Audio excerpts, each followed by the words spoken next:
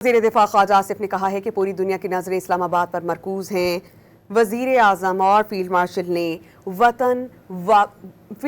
वतन को ऐसी बुलंदियों पर पहुंचा दिया जिनका तसव्वुर पहले मुमकिन नहीं था। समाजी राबते की वेबसाइट एक्स पर जारी करदा पैगाम में वज़ीर दिफा ख्वाजा आसिफ ने लिखा कि क़याम पाकिस्तान के बाद बहुत कम ऐसे मौक़े आए जिन्हें हम तारीख़ साज़ कह सकते हैं।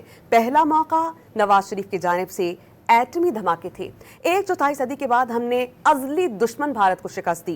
ख्वाजा आसिफ ने यह भी कहा कि पाकिस्तान अब बैनुल अक़वामी सिफारतकारी का मरकज़ और अमन का दाई है। अल्लाह हमारी अमन की काविशों को बरकत दे, पाकिस्तान को इज्जत और अज़मत अता फरमाए, पाकिस्तान हमेशा कायम व दायम रहे।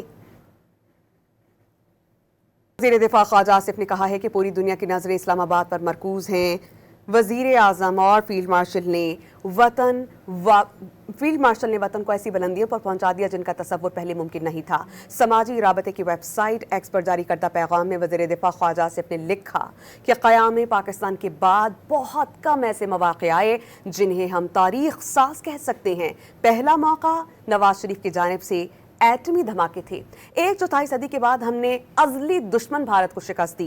ख्वाजा आसिफ ने यह भी कहा कि पाकिस्तान अब बैनुल अक़वामी सिफारतकारी का मरकज़ और अमन का दाई है। अल्लाह हमारी अमन की काविशों को बरकत दे, पाकिस्तान को इज्जत और अज़मत अता फरमाए, पाकिस्तान हमेशा कायम व दायम रहे।